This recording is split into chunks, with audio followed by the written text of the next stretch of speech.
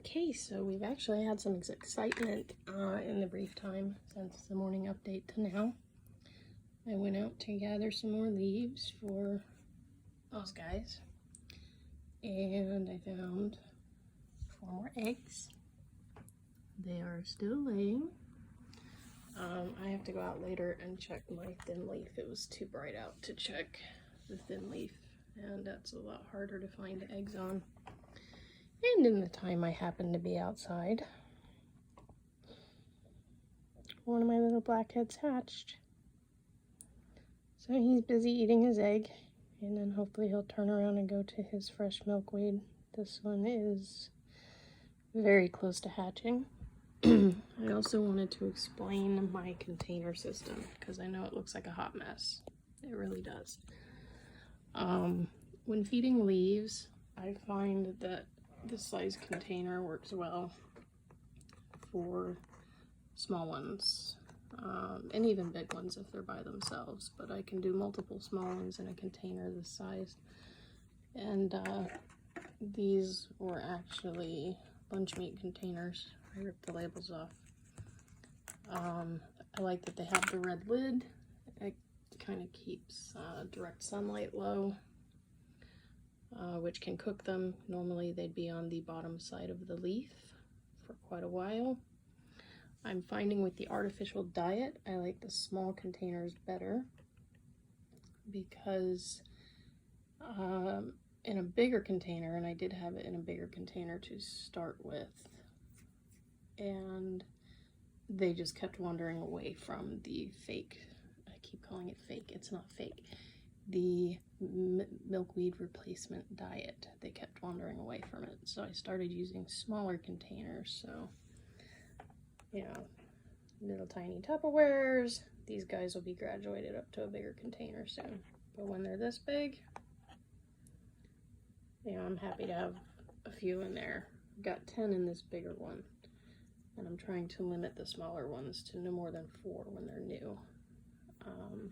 But I don't want to mix eggs that are not ready to hatch with eggs that are, because as we know, cannibalism can occur, and I lost a couple eggs to little Hannibal. Naughty, naughty Hannibal. Oh, there's Hannibal down there on the bottom. So, yes, I mean, I never had this problem when I was just feeding milkweed leaves, because milkweed is just what they eat, and if you have enough milkweed, they will not eat each other, except by accident. If they're just munching down on a leaf and a smaller caterpillar happens to be on it, they really can't tell the difference, which is why you don't have one that size in the same container as one this size. As they get bigger on the artificial diet, I will upgrade them to bigger containers. Now this one is just kind of, I'm using it as a storage container for my toothpicks, which are great for pushing down little teeny tiny pieces of leaves. It's also good for just kind of anything that you want to just keep your eye on. I have a container for that. I've got my trash container. Egg container number 1. I usually keep them separated in batches, so like the day that I found them, all the ones I found on that day will go into the same container, because hopefully they were all laid on that day. I do check my plants pretty regularly, so any that I find should be somewhat close in age.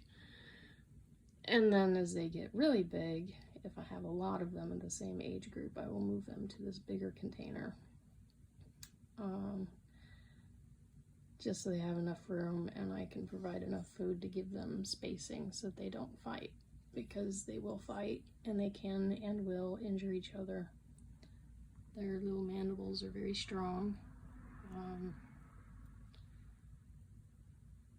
I mean, as you can see, this one's just really going to town on that butternut squash. And for a little tiny creature, that's some bite power.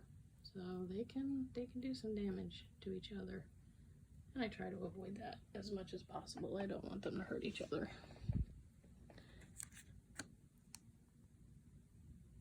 Yeah, I've got 3 eggs in here. One's black-headed, one's translucent, so I'll need to move that black-headed one in with my other black-headed ones. So that's kind of my container storage explanation. These are going to be washed. So even though it looks like a mess, there is a purpose.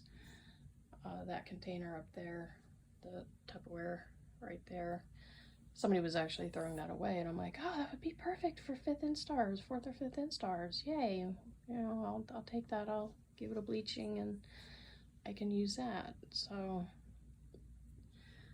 it helps to have a variety of different sizes, even though you can go from egg to 5th instar in a container this size. I would not try to put that guy in one of these.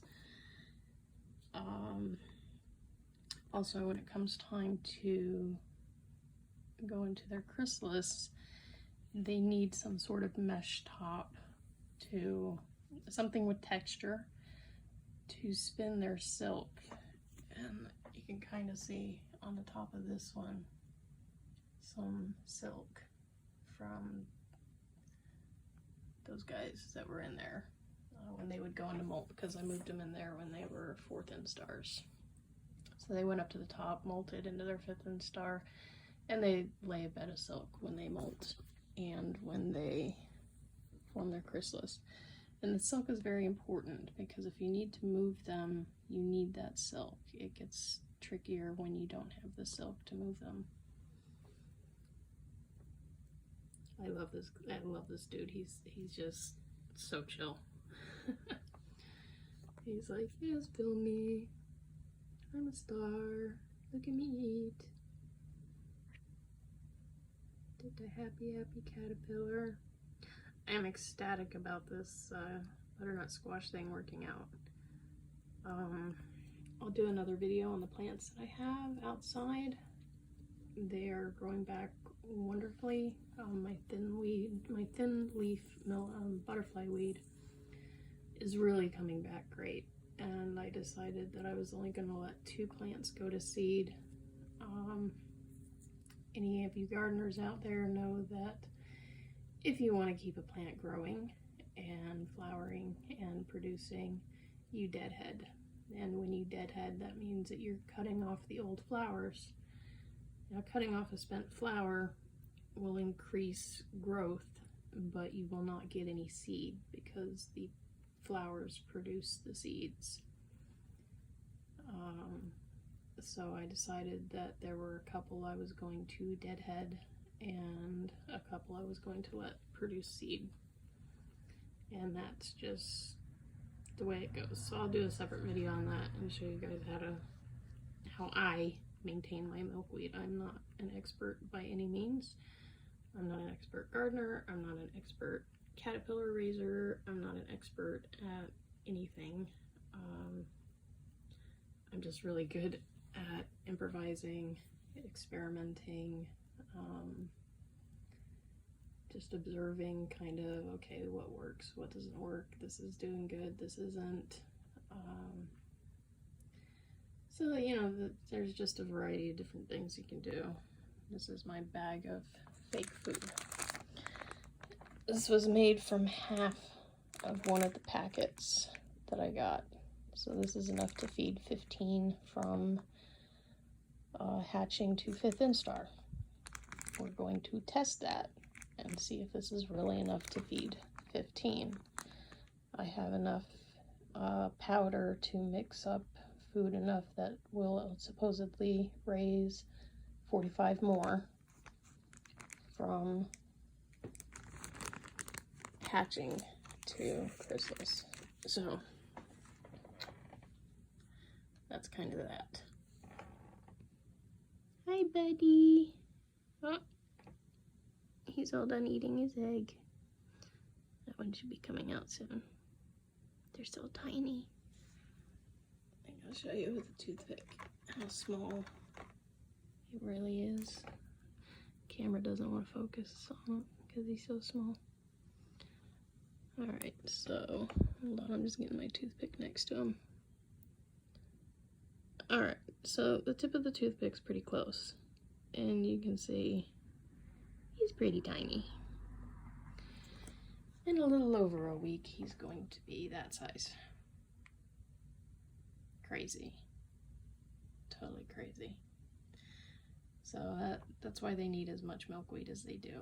I mean, and that's why it's important that we plant milkweed and try to undo some of the damage that we as human beings have done with our urban sprawl and our pesticides and herbicides and all that stuff that we try to use to keep our lawns looking amazing and keep the aphids off our plants. Personally, I just squish the aphids, and I don't always do that depending on the plant. There's some plants that I will let the aphids live on because they are a food source for ladybugs and, you know, other predator type insects. So you do a lot of damage when you use pesticides and herbicides. Herbicides, yeah, they might keep the weeds in check, but they will poison your plants. And herbicides have a growth inhibitor, which in caterpillars will cause problems during pupation, during molting. They won't be able to complete it, so they'll be stuck halfway and they'll die. And that happens to a lot of them. So yeah, my garden is not the most beautiful thing in the world. It won't be on the cover of any magazines, but it's an ecosystem all on its own, and I'm happy for it to be that way. So anyway, exciting update, containers explained, and I've got to get to work. I've got a couple more containers to clean and some food refreshing to do. Welcome!